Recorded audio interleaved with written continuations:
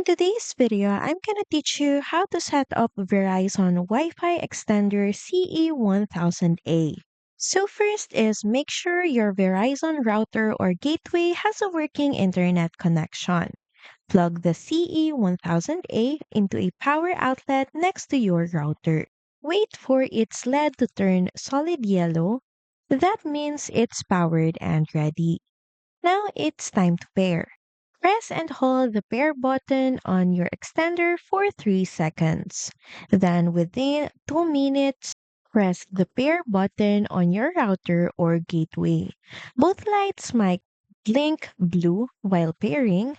Just wait for a few minutes and by the end, the extender should show solid white or blinking yellow once it's connected. Next is unplug the extender and move it between your router and the weak signal area.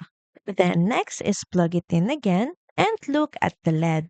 Solid white means perfect placement and fast blinking yellow means too close and slow blinking yellow means too far performance queue.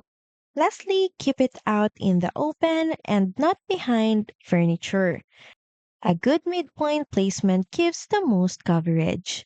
So that's pretty much it. Thank you very much for watching this video and I'll see you again on the next one. Bye!